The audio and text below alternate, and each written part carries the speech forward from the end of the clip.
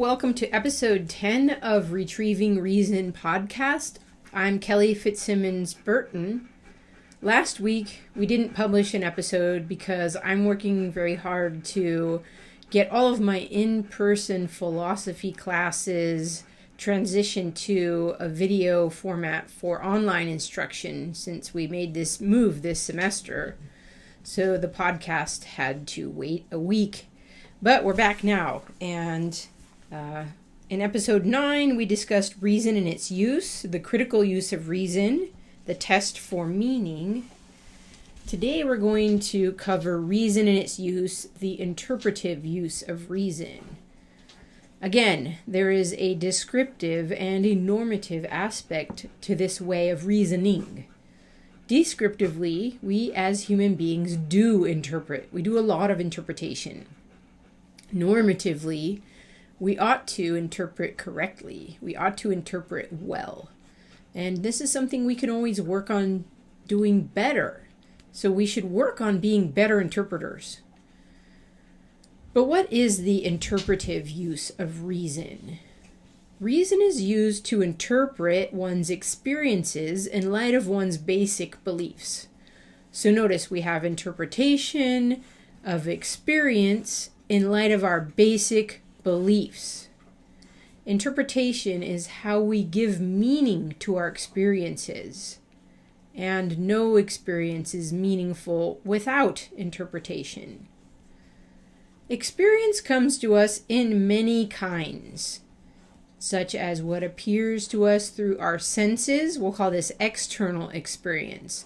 This would include science and the scientific method.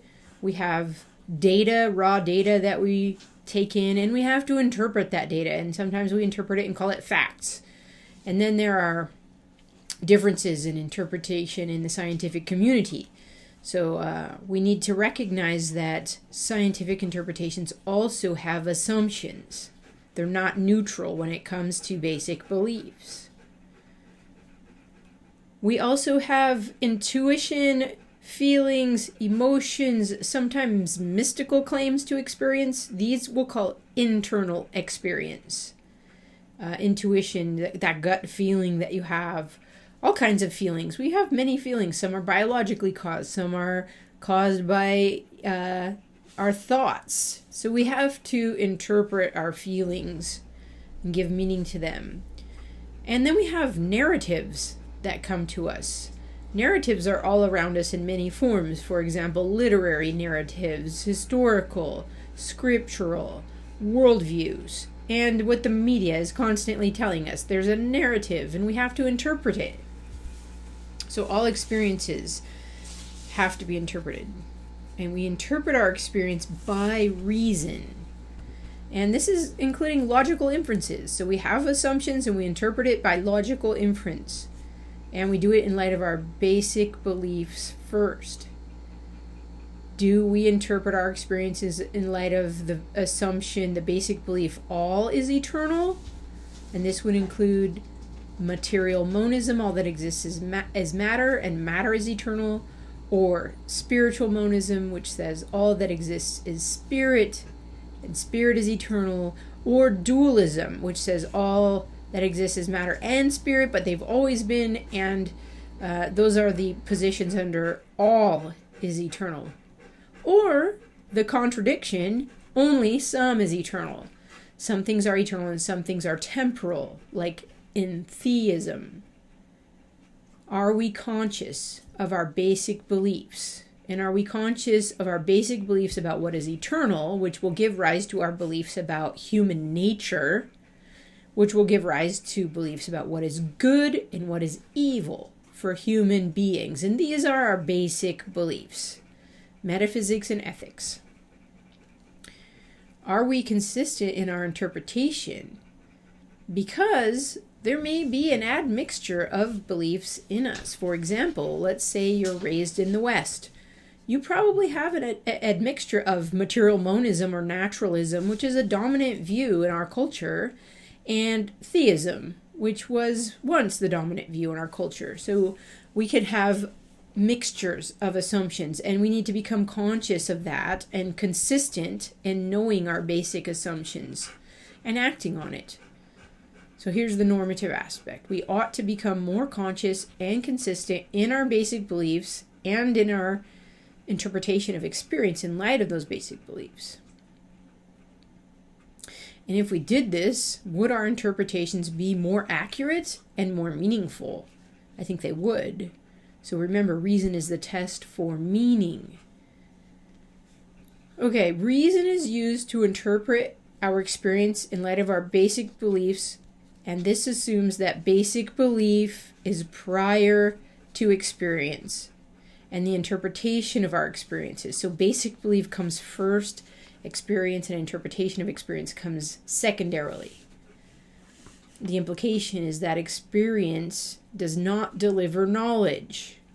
It delivers appearance or feeling or narrative, which needs interpretation. And there's a flaw with empiricism, which is the view that all of our knowledge is through the senses. The flaw is that empiricism fails to recognize the interpretive aspect of experience. So empiricism would collapse appearance and interpretation of appearance. Where did we get our basic beliefs by which we interpret experience? How'd you get your basic belief? It seems as though we're either born with it, insofar as we're born with a disposition, we're born in a family that raised us with particular assumptions, we're born in a culture, or we're reborn into a basic belief, meaning we can change, and we can change by conversion. It's impossible to be a thinking being and not have a belief or set of beliefs by which we interpret experience. Consider this our religion or our world and life view, which would imply that everyone is religious or nobody's neutral with respect to basic belief and interpretation. Interpretations are always from a perspective, right? After our basic belief, our presupposition, either all is eternal or only some is eternal, interpretation is also filtered through our personality disposition. So we have to recognize we have different personality types, and some are more inclined to the philosophical, some to the psychological, some to the practical. So think about your personality. Are you more inclined to towards ideas in the intellectual life, thinking critically? Are you more inclined towards people, relationships, perhaps the arts and beauty? That's more psychological. Or are you inclined towards the practical, which has to do with action and doing, getting stuff done? That will also color our interpretation. Our experience is then filtered through our particular background.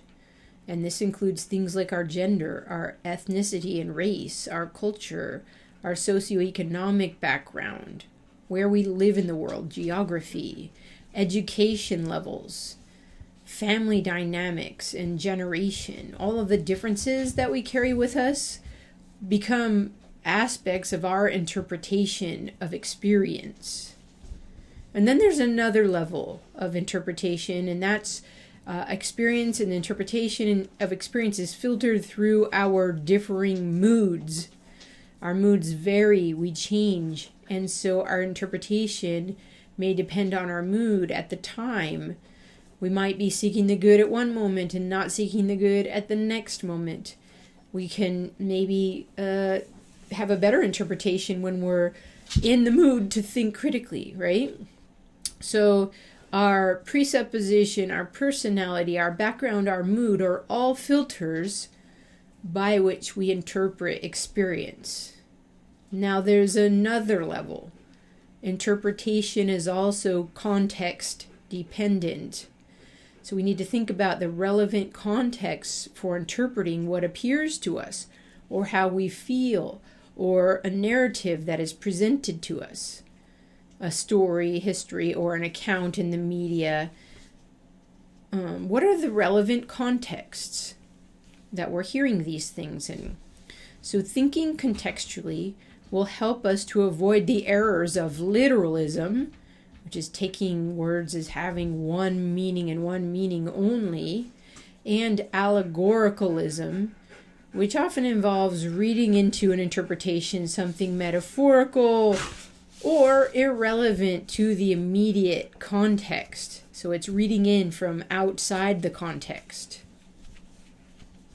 Thinking contextually will help us to avoid merely subjective and individualistic interpretation. Have you ever heard someone say, "That's my interpretation," as if we're just supposed to accept it because it's some individual's interpretation? They might say, "That's my perspective."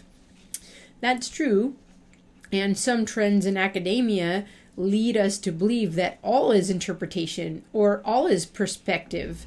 Perspectivalism. Some people think that's all we have is our perspective, which is a very subjective point of view. This leads to skepticism, by the way. It may be true that all we experience requires interpretation, that all is interpretation, but philosophy is the difference that philosophy is the discipline that tests interpretations for rational consistency.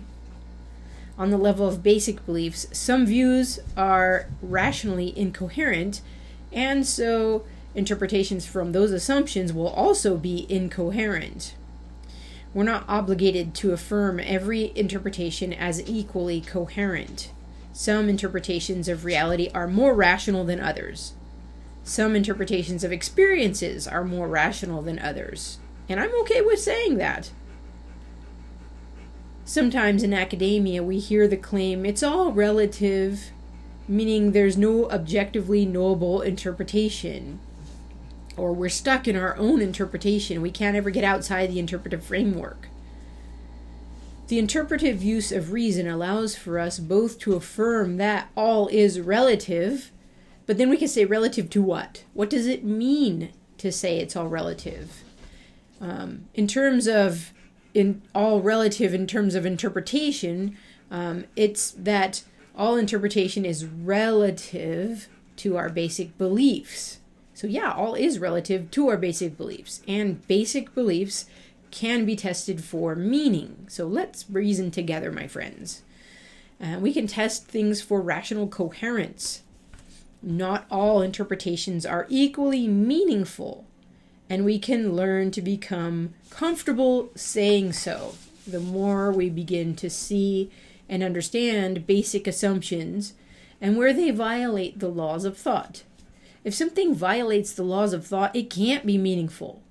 We can build a worldview in the clouds, but it doesn't touch reality because it started on faulty assumptions. Maybe that's a different podcast episode, though. So if something violates the laws of thought, if a basic belief violates the laws of thought, then automatically it's ruled out as meaningless, starting with a contradiction. So we can learn to see those and reject certain basic beliefs because they don't have support in reason. All right, so we can perhaps wrap things up a little bit. Today we looked at an application of reason in its use, or reasoning. Specifically, we examined the interpretive use of reason, or reason is used to interpret our experiences in light of our basic belief.